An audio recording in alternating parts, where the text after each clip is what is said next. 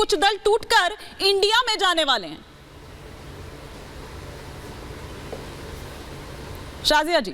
नहीं, मुझे नहीं लगता है। मुझे लगता है अगर आपने लगातार 9 सालों में जिस तरह से काया पलट दी है और जिस तरह से ट्रांसफॉर्मेशन की क्रांति हम देख रहे हैं हमारे देश में हर एक इलाके में, और लाभार्थी जो है, जो देश का भारतीय सिटीजन है जी, तो वो लाभार्थी ही हमारी सबसे बड़ी ताकत है और उसकी दुआएं ही हमारी सबसे बड़ी ताकत है। हमें इस तरह का गठजोड़ और दांव पेच खेलने की जरूरत नहीं है, ना ही आपस में किसी तरह की रस्साकशी है। बहुत ही साफ सुथरा रास्ता है, बिल्कुल ही क्लैरिटी है। ठीक है। और हमारे प्राइम मिनिस्टर मोदी जी हैं। हाँ। अभी आज ही एक सर्वे हुआ, सब जानते हैं उसके रिजल्ट क्या आए हैं, किस तरह से लोग प्राइम मिनिस्टर को आंकते हैं, देखते हैं, उनके नजरिए में किसमें विश्वसनीयता ज्यादा है। ठीक है। अब लोग देख रहे हैं ये हाल कि कल होने वाली वहां बैठक, लेकिन सबने अपना अपना राग अपना शुरू कर दिया, महत्वाकांक्षा आनी शुरू हो गई है। इनसे पहले कि मैं मणिशंकर जी का रुख करूं, एक क्विक रिएक्शन चंद्रमोहन जी, ये तो बता दीजिए और कौन से दल है का भार संभाल पाएगा गठबंधन? हाँ, महत्वाकांक्षा का भार संभाल पाएगा क्या गठबंधन? और ये दल कौन से हैं जो आप लोगों की तरफ से हवा उड़ाई जा रही है कि भैया टूट के यहाँ पर आ रहे हैं? बता तो दीजिए कम से कम नाम, कल तो बैठक होने वाली है। अब सूत्र की खबर बड़ी खतरनाक है। भाजपा की अंदर की फूट से भाजपा का नेतृत्व परेशान है। अकाली आ रहा है क्या सर? और बताता ना, अब सुन लीजिए, बता। INLD आ रहा है। देखिए, डबल स्टॉक हो चुका भाजपा का। हाँ। लेकिन अभी शालिनी जी क्या बोल रही है, अभी इल्मी जी क्या बोल रही है, उनके पास उस मुद्दे की बात करने की जगह नहीं है, क्योंकि उनको खुद डर लग रहा है कि जुड़ेगा इंडिया और लड़ेगा इंडिया, जीतेगा इंडिया का तोड़ उनके पास नहीं है। क्योंकि जिस मापदंड के ऊपर जो नेताओं का मुकाबला करने वो जा रहे हैं, उसके लिए जो उन्होंने 46 घटक दल इकट्ठे करे, उनके पास तो अपना जनाधार नहीं है, ना उनके पास अपने विधायक है, ना उनके पास अपने सांसद है। तो ये कहीं ना कहीं छटक जो ठीस भाजपा को लग रही है, वो भाजपा के नेताओं प्रवक्ताओं के मन में आ रहे हैं, इसीलिए उनके रोज एक बयान आ रहे हैं। आप कह रहे हो नेता नहीं है, एक तरफ आप कहते हो कि नेताओं का भरमार है, प्रधानमंत्री कैंडिडेट नहीं बता रहे, टूट के आपके पास आ रहे हैं। तो मैं तो ये समझना चाह रही हूँ कि वो कौन से दल हैं जो आपके पास आ रहे हैं, मैं तो ये समझना यहाँ पर चाह रही थी। लेकिन समीर जी कुछ रिएक्ट करना चाह रहे थे। समीर जी, वो ये कह रहे हैं कि भाई आप लोगों ने तो कहा था कि एक अकेला सब पर भारी, इतने दलों को जोड़ने की जरूरत क्यों पड़ी, बता दीजिए जरा।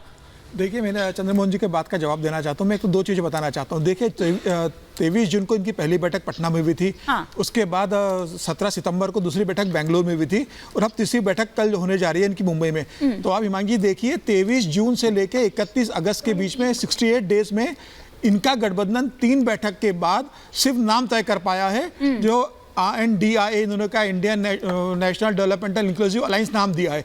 इसके अलावा पार्टी के अंदर गठबंधन में कोई डिसीजन नहीं हुआ, नंबर 1। दूसरी बात मैं बता दूं कि भाई भारतीय जनता पार्टी की जितनी सीटें हैं, कांग्रेस से की तुलना में उनकी 6 गुना ज़्यादा सीटें हैं। जितना विपक्ष का गठबंधन है उसको मिलकर जितना वोट मिला है, उससे ज़्यादा वोट बैंक तो भारतीय जनता पार्टी का अकेला है। तो मुझे ऐसा लग रहा है कि सारी विपक्ष की पार्टियों मिला के जितने सांसद है, उससे ज्यादा दुगने सांसद तो भारतीय जनता पार्टी के अकेले के सांसद है।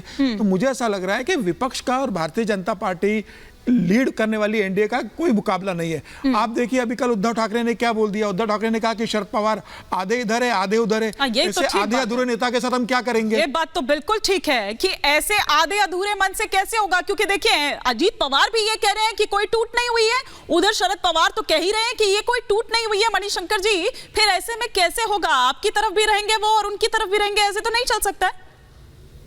मणिशंकर जी, देखिए, मैं सबसे पहले तो ये कह दूं कि जो INDIA का गठबंधन है वो बिना तालमेल का सिद्धांत विहीन है। ये स्वार्थ में सब लोग इकट्ठा हुए हैं। पूरी देश की जनता इस बात को जानती है कि बहुत दिनों के बाद 30 साल के बाद बहुमत की केंद्र में सरकार है। भले ही गठबंधन हो, इंडिया का गठबंधन हो, बहुत से गठबंधन के साथी उसमें शरीक हैं, फिर भी भारतीय जनता पार्टी का पूर्ण बहुमत है। और पूर्ण बहुमत से जो देश में विकास हुआ है उसको पूरी जनता पूरी उसका आकलन कर रही है, उसको देख रही है। और अब जो नेता एनडीए के हैं, माननीय प्रधानमंत्री मोदी जी, उनमें सबका विश्वास है। जो दूसरा गठबंधन जो विरोध में आज खड़ा हो रहा है, उसकी तीसरी बैठक होने जा रही है, जो अपना एक संयोजक आज तक चुन नहीं पाया है। प्रधानमंत्री की बात तो छोड़ दीजिए, तो पूरी जनता इस बात को देख चुकी है कि गठबंधन की सरकार भारत में फेल हो चुकी है और नहीं चल पाई हैं।